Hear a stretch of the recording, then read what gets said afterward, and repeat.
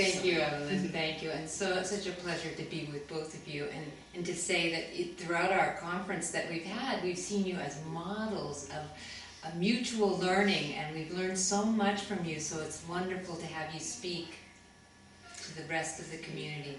Oh, well, it's actually our honour and privilege to be with you. Just to set a context of why we are sitting here, Carmen and I, how we've been brought together in all of this. I think it goes back a number of years. I work in the field of conflict resolution. I have been one of the pioneers in that field in Australia. And one of the areas that I work in is in the family area.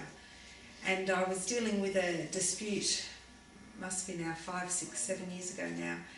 And I could see that the struggle that one of the parties was having in being confronted with something that the other partner had done that they could not get past.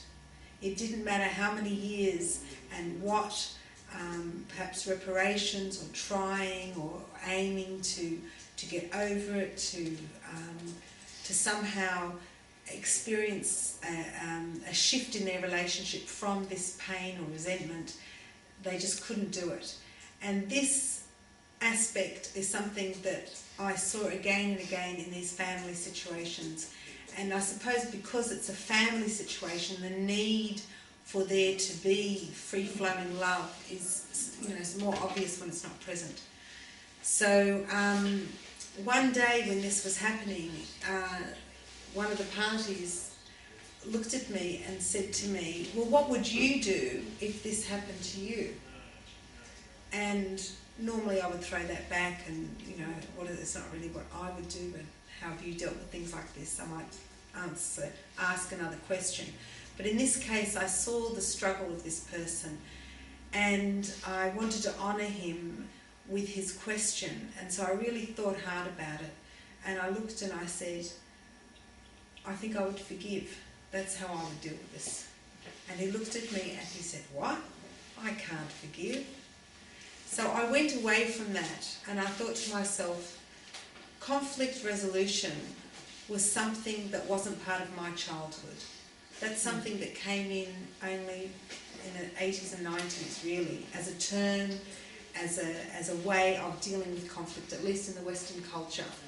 And I know from being part of this field that it has made a complete difference to the culture, at least the society in Australia, within Australia.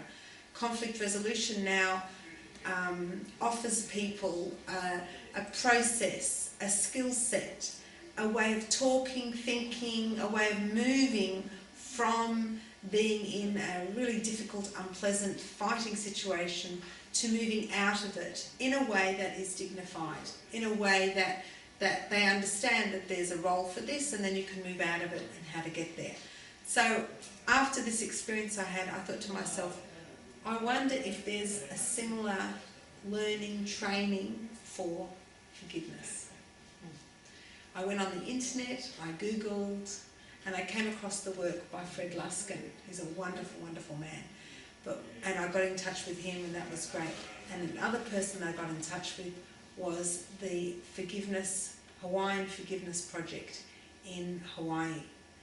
And that is a gem, a pearl in the ocean, that is. And I got in touch with the people there. It's Michael North and Roger Epstein. And we had a bit of dialogue going there over the internet. And eventually I went across there in 2009 for their Hawaiian Forgiveness Day, and I was part of the celebration there. And what they do is something that I invite you to Google, and rather than use this time to discuss their work. But what they do is they honour the heroes and the heroines of forgiveness. And while I was there, the first person who came to introduce, to give a welcome, because we're in the Hawaiian context there, in the university, was Kahuna Kawila Clark. And he stood up and he blew the conch shell, And what I heard, this was in September, and I'm Jewish and I practice my faith, my practices from a Jewish traditional way. And when he blew that conch shell in September, I'm sitting there and thinking, but this is the way that the Jewish people, this is the way that we acknowledge our Forgiveness Day, which is Yom Kippur. We blow the shofar. And I'm sitting there and, he's blowing it with the same intensity, the same commitment and dedication and inspiration. And how I understand the shofar is that it is a calling to the soul. It is a harking. It is a time to remind people it calls the soul out. And the way that Kahuna Kawila Clark was doing it was he had, I think, 2 of his sons and another gentleman there, and they also responded. And this interaction that began the ceremony was something that I just felt so akin to, that after when there was a break, I went up to Kawila and we had a short conversation, and he invited me then to come to the Comprehensive Healing Centre in Waianae. And in the course of our conversations and later internet connections and whatever, I was then inspired to bring to really the world's attention the ongoing commitment that some cultures and people have had on our planet at the present time to continue these beautiful and inspirational ways of dealing with life's difficulties that are not just brought from academic knowledge, but there is another kind of knowledge that is within our grasp, within our reality of being human beings, being created amongst the rest of creation, and that this knowledge is not something that sits at the same level as academic knowledge. And I also work in academia, and I write and publish articles, so I wanted to be a part of the widening of this voice. I've started an organisation in Sydney called the Holistic Practices Beyond Borders, and our aim is to work with professional people to increase the understanding of what holistic means. It's not something that just means bringing together all the bits of something. It actually includes this sacredness that exists, that there is something holy in being a professional. A professional isn't someone who is a businessman who's there to earn a living. A professional, traditionally, up until not so long ago, probably a generation ago, was someone who had a sacred role to fulfill within the community to support people in either getting better, in healing, in either finding justice, in being able to pass on knowledge to the next generation. It had this very much this role of leadership in the world. It wasn't a business aspect of earning money. It was about leadership in society. And I felt that there are knowledges that are still part of our world, that there are bearers of this knowledge that aren't given a voice, where their knowledge is not recognised on the same par as academic institutions.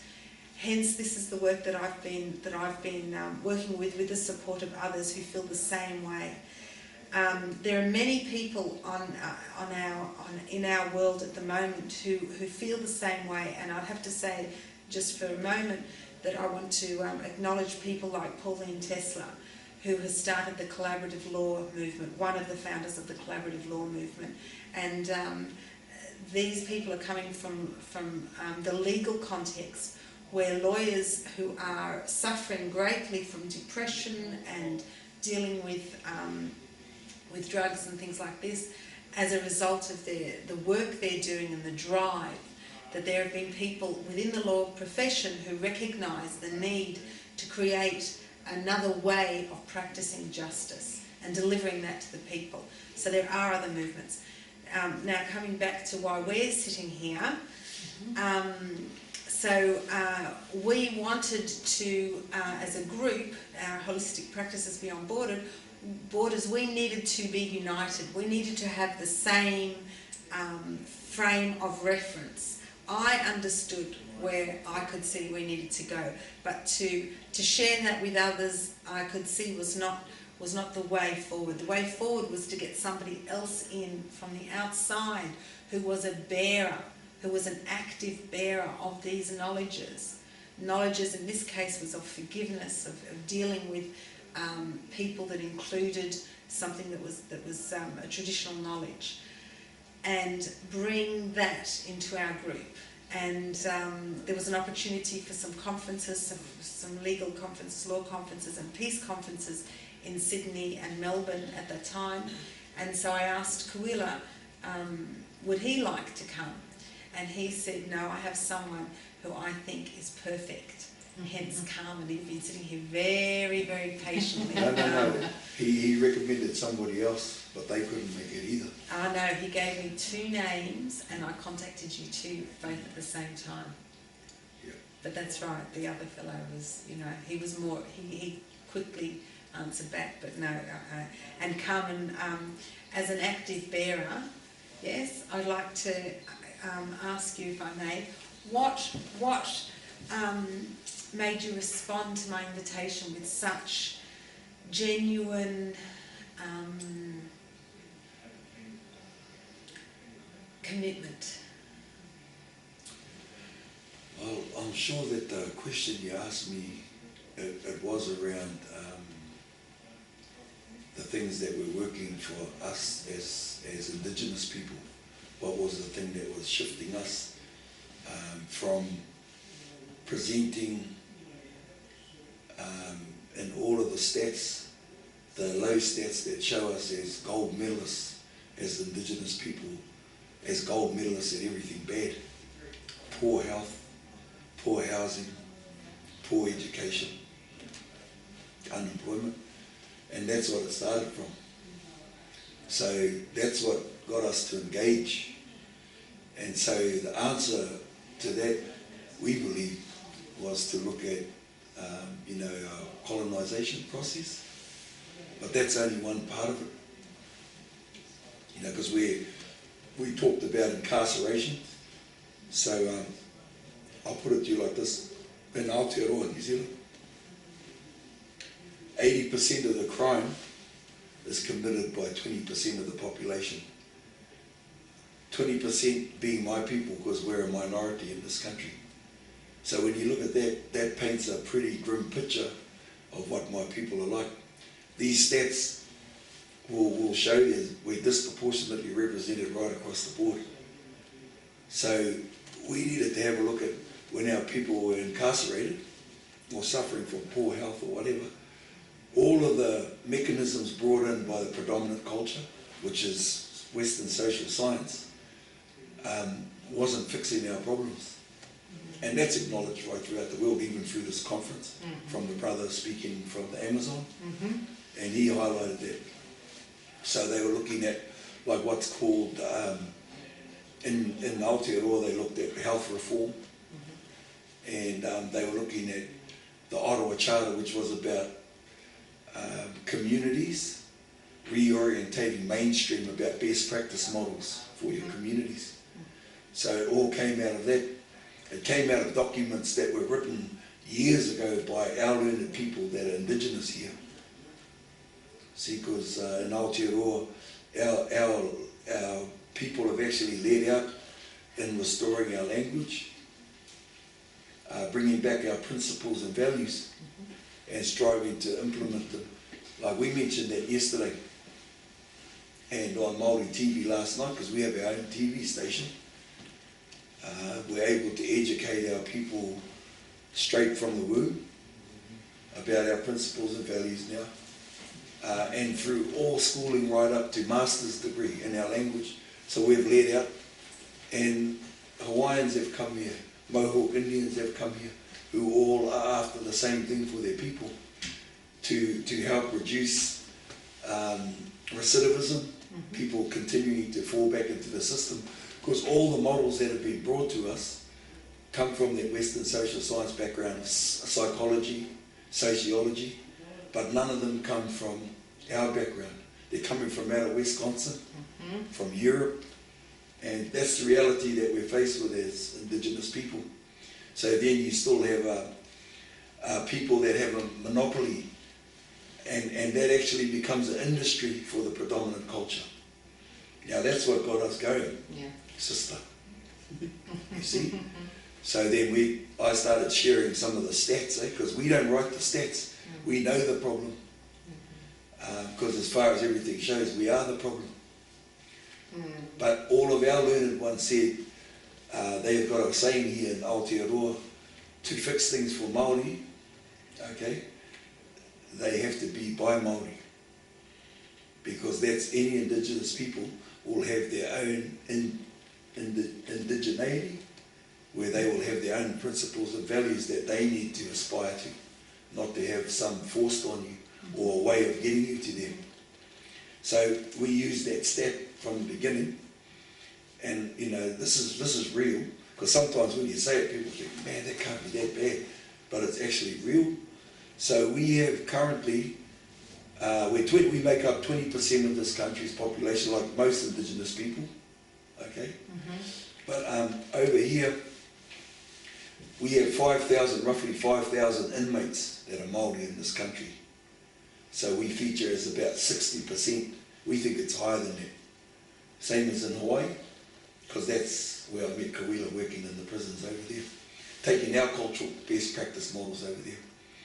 But I just wanted to highlight this is why we talked, because to incarcerate one Maori inmate costs taxpayers here roughly $86,000 to $120,000 a year, each one. Now you times that by 5,000, and you're looking at, I'm not a mathematician, but you're looking at millions of dollars. You're looking at $500–600 million a year per annum. So a business is made off the backs of the things where we're failing, okay? Now, just in the last year, because we have two Maori parties, Maori are represented through every political group there is in this country. Maori have a high representation, which is different to most Indigenous people as well. But that's because we assimilated English culture a lot better than a lot of Indigenous people. And I just wanted to say that with that, our Maori ministers of one of those parties, the Maori Party, Dr. Peter Sharples, he's the Associate Minister of Corrections here now. He's the one that announced last night on TV, I was telling Michelle here, that now they've put it into law that our principles and values will be taught to our children in school as part of the curriculum for the first time. Now these are the breakthroughs that we're having, but it's not coming from our sole voice alone. It's coming from our First Nations brothers in Canada, throughout the United States, and through the Pacific, because we're all saying the same thing. Our tangi, our cry is the same, and so that's good news for us. But the minister who leads the Maori Party is a woman called Tariana Turia, and Tariana holds the portfolio for youth in the government as a Minister of Youth. So she pushed back to Maori principles and values around the family unit, giving the power not to government, but to the family, back to the family to take care of the family programs. So they initiated a program called whānau ora, which means the ora is well-being. It actually means eternal life. That's why we say kia ora means to eternal well-being. That's how we greet each other. It's also the word we use for I agree when you're speaking. I'll say kia ora to agree with you, because I'm wishing you to eternal life. I'll also use it for thank you. It's the same word, holistic, eh? Mm-hmm. So when you look at it like that, $600 million a year it costs corrections to provide security, because their whole core business is around protecting public safety. Mm-hmm. Okay? But then what they gave Maori back to help fix the problem up was $76 million. That's to fix the whole problems that it's because they pushed for this whānau development, for us to start to push and fix the problem, to focus on causation and intervention rather than the treatment. Because the punitive approach around incarcerating people is you're a bit too late, eh? With the education, but you're never too late as far as we're concerned. You see what I mean? So to help fix the problem, our people get given $76 million and it's spread out to all the tribes. So all the rest of the country is jumping up and down. That's too much money to give these natives to fix their problems. But a system here that's corrections gets $600 million per annum, and they think that they're fixing us. Whereas we have all the stats too, and that's the good thing with the system here, is they keep their stats. And their stats will clearly show you that the punitive approach and all of their methodology for dealing with it from Western social science models reduces incarceration by 23%. So Carmen, can I ask you, what, we met a few years ago when you came to Australia, and there was a paper that was written on holistic law. So we put together the Indigenous framework, that's right, and the ways of understanding perhaps pono, which is a sense of, yes, and balancing and energy balancing and all these intrinsic parts of Indigenous thinking. Critical, and bringing that into a framework that is within Western understanding. I mean, that's really what we've done together, is that with the conflict resolution paradigm, there is an opening for us to look at conflict as something that is part of life, and looking at how to move towards another part of life, which is resolution, fullness, wholeness. And so we've worked together on this, and I'm wondering for you, what has been the journey for you? Yeah, well, what drives me is a sense of responsibility to what was taught to me from my elders. And you heard me just before speaking to an elder who's one of many that's taught us our traditional practice, and they're exemplars of what we should be doing. So, you know, before I start to talk about the framework and what works for us, I just wanted to acknowledge, because we actually have to look at what the system's doing. And I just mentioned one system, corrections, that these are big corporations, and currently we've got 3 of those corporations bidding for ownership of a jail in Auckland that will house 1,000 Maori inmates. 3 of them. Now, I've been blessed to be brought in by a tribe with a company from Australia that's bidding for a contract for that prison to provide that family well-being from our perspective, to be the foundation of how they're going to run that prison. So that's an honour to me, because that will highlight what we believe will resolve conflict for our people, only in that arena. But I wanted to just go back a little bit and look at what we're really doing is we're challenging core business. So policing, if you have a look at what policing is based on, from a Westerner's view, and most policemen don't know this, but they operate from a paradigm that they call the Radcliffe 3I. So Radcliffe was the person that developed the strategy. The strategy is to gain information and intelligence to impact on the criminal environment. So translated to my people, that business survives of busting you. That's their core business, is to bust you, to find you doing something wrong and to bust you. The courts, justice, their business then, and that's what happens, eh? But their... We better make this a short pause. Yeah, but their business... I think it's good. Yeah, but I still think it's good because that's what happens, is the courts then, their core business is to try us and to judge us. Okay? And then corrections core business is then to incarcerate us. You see? And that's their whole process of resolving conflict that we're in. But it's a massive business made off the backs of our people. Because if you need to have a look at the history to see what put us in that negative stat bracket in the first place. Now that's what this conference has been about. We talk about the forefathers of the non-violence movement and the passive resistance 50 years before Gandhi brought that to the world and implemented it in India. And years later Martin Luther King used it. Our people were practicing it here. And so that's why we needed to go back to it.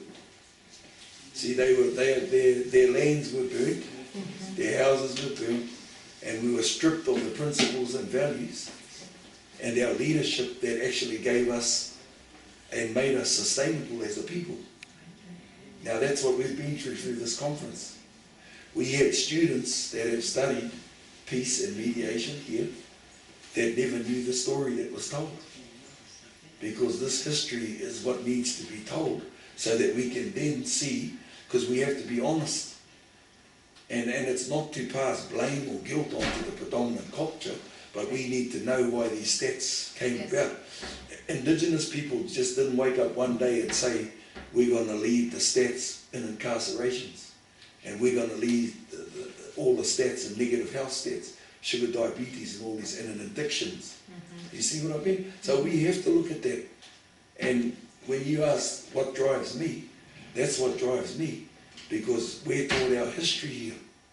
Not so that we'll dwell in conflict and pain and suffering. Because our elders showed us the way through it. So when we talk of Te Whiti o Rongomai, the ones who were the publishers of peace, when their lands were being confiscated, our king, the Maori king whose land was invaded in 1863, and they confiscated over 1 million acres, but they still forgave people for that. They said to hold fast to these principles of being honest and true in what you're doing. But above all of that, you had to have what we call aroha pumo. Aroha pumo. Aroha means to be able to find yourself, to be able to stand in front of the Creator, in front of God, unblemished or unspotted from the sins that other people put on you.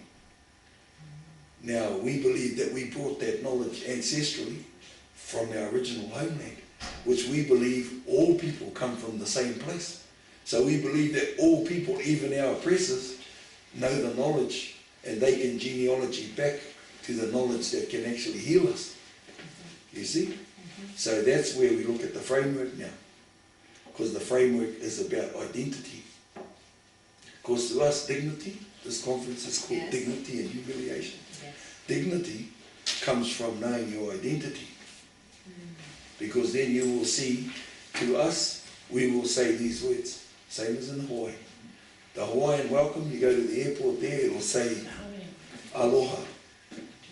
See? So aloha there is saying, they translate it, that is love or compassion. It means to find yourself, be kind and generous, to find yourself always able to stand in the presence of God. See, because our language, we get given a translation, our language gets lost in translation.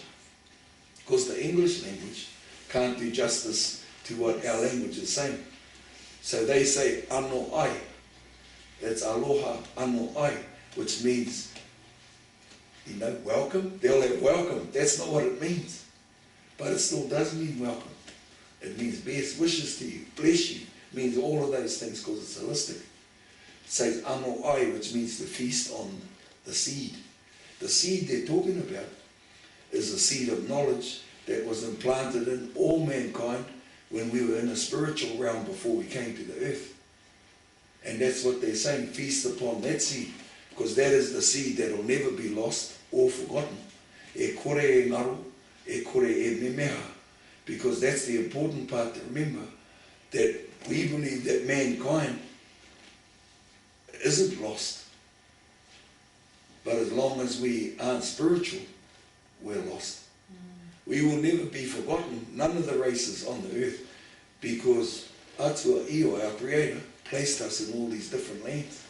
He gave us all our different languages so that we could see through all, we call it smoke and mirrors. All these different things to do with language. Eh? Yeah. Whereas all of us will share the same principles, that we love our children. We want the best for our children. No race on the earth wants to do bad things to their children. I don't believe that. So that's what we're focusing on. Genealogy is the most important thing that our framework is based on. We call it whakapapa. And that means action back to the earth, because we believe that our first parents were created from the earth. You see? That's why it's so important to us to know your identity. And then what happens from there, the next part of the framework, is manatane, manawahine. And because of the Dignity Conference, I brought a proverb that is it's ancient, but it says, pay heed to the dignity of woman. Because woman in our culture stands at the same level as God, because she's able to create within her womb. Same as the earth. We were created from the earth, and that same power is given to woman. So our proverb to do with the woman is, when we were in the womb, we were fed by the whenua, which is the placenta, the umbilical cord from the mother. When we're born, we place the placenta, we call the pito, Hawaiians call it the piko, we put that back into the land as a symbol that that's where we came from originally. And then from then on, the land feeds us. That's why we call it Mother Earth. She feeds us. Fruit, trees. Under the water is land. You see what I mean? So all of those things we are then fed by our mother. That's how important the woman is to us. People think we're a chauvinistic culture because they're stuck in the mindsets from their culture. Woman is so elevated in our culture that men go before the woman, but that's to protect them. The role of the man is to preside over the woman and the children. There's a big difference between standing over and dominating to presiding. Presiding is to take care of things, to keep your house and everything there in order, and your land. You see, around protection, presiding, and providing. Now you're talking about serious balance with nature, because nature is the woman to us, Mother Earth. You see? Now that's why it says, pay heed to the dignity of woman and the gift of procreation given to man. You see, the sacred gift of procreation, because that's what we're protecting here. Everything's being procreated. All trees, everything living will procreate. Eh? From the flower's got to come from the tree's got to come from the root's got to come from the seed. See, you see the metaphors that we use? Because that's what you're protecting, is the sacred gift of procreation. Because that's our environment to us is no different to us. Okay?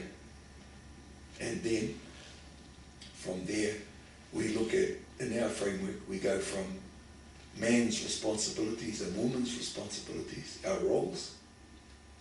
Then we go straight into the framework about our principles and values that hold those laws, because our people believe in law. Predominant culture here has told us that we believe in folklore, that our stories are myths. We can give a long social discourse on what we believe, and they will say, that's interesting.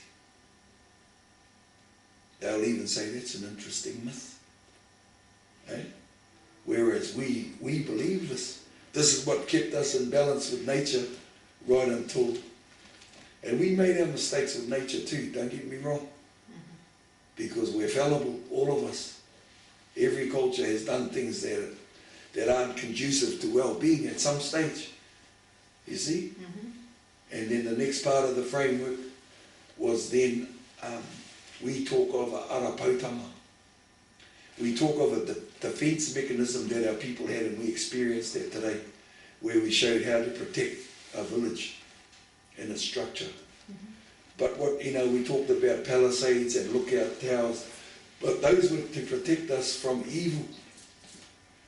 Because what we believe is that if people are striving to get your land, that's what our ancestors said when they were exiled from their lands, and their crops were burnt, and they were brought down to here, right where we are, and incarcerated for 19 years by an imperial power from England. But our people still got through that because they forgave them. Because they believe that, and it's evident in a song from Bob Marley, emancipate yourself from mental slavery. None but ourselves can free our minds. See, because we believe that we could be free even though we were oppressed, because it was in our heart, in our mind, and in our soul. You mentioned two of the aspects of the framework from the program you're doing. See, so that's the what we called the pātu wata wata was the defence mechanism, but it's only a metaphor to protect your land within those palisades, your women and your children, because then you're protecting your generations to come. But what it says is those are all based on values and principles.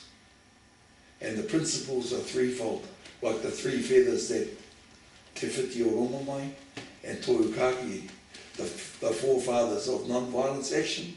They wore those feathers because they represented te tika.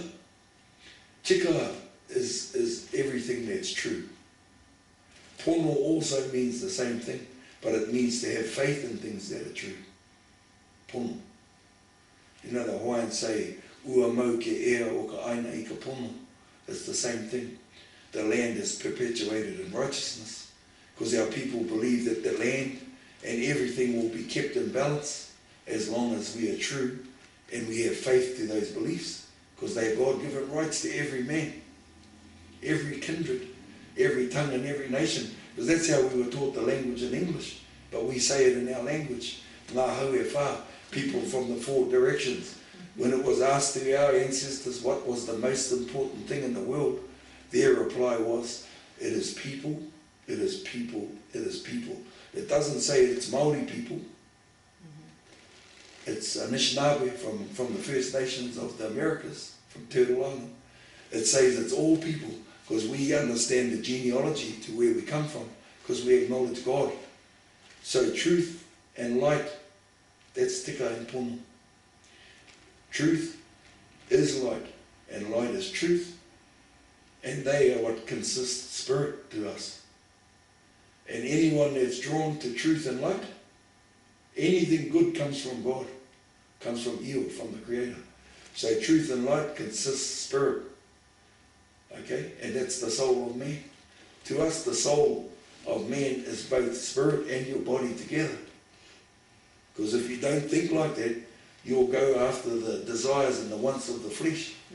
And that's why there's wars and contentions everywhere. You see? But we have to submit to the Spirit. And so we believe that in that structure that I showed you today, the principles and values are what hold it solid.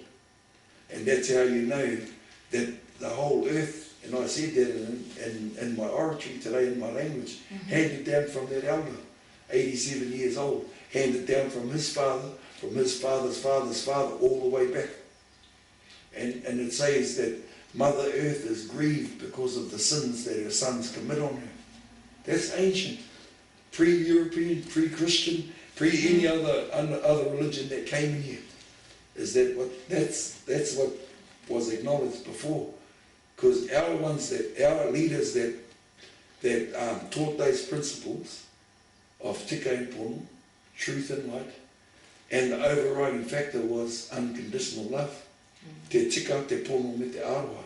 Those are the three feathers, the raukura, the pare raukura, that tohu tawhiti and tohu kākahi, and te whiti o rongo mai, people still wearing their hair. The toro, the albatross, because the albatross is given dominion over the sea, even though it's a land creature. I think that for people listening, there would be, and I wonder for you as well, if you're thinking, how does this relate to the professional world? How does this knowledge and this language and these ways of thinking, how on earth can you bring them in? Well, let me tell you how we have managed to do that. By working together and by other people who've also, there's someone called Edward T. Hall, who was a psychologist, a social psychologist who was working in Japan in the 40s, just around after the Second World War. And he was also grappling with this cultural dissonance between the Americans who were living in Japan and the Japanese who were living in Japan, and problems that were coming between them. And it was because of his insight and his desire, his wanting to be able to find a way through it where these people could understand. He was a psychologist, so he was brought in there to help the Americans to deal with the cultural dissonance that they were having. And it's through people like him, there are many of them who throughout the world who have noticed this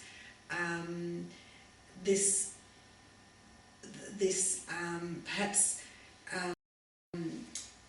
area of wonderment around how human beings all have some unity. There's something that makes us all the same, yet there's this diversity that exists. And then how to bring that in a place where there's harmony. And this is something that Carmen and I have been working on, and I think we've been I think that's what you've noticed why you Yes. brought us here together, that we've found a way through this. And there's lots of papers that we've written in the book that's available also, that sort of draws this into a much more, if you like, an easy to read understanding. But I just want to leave you with an example of how the wisdom of the ages is related to the wisdom of now and brought into the professional world.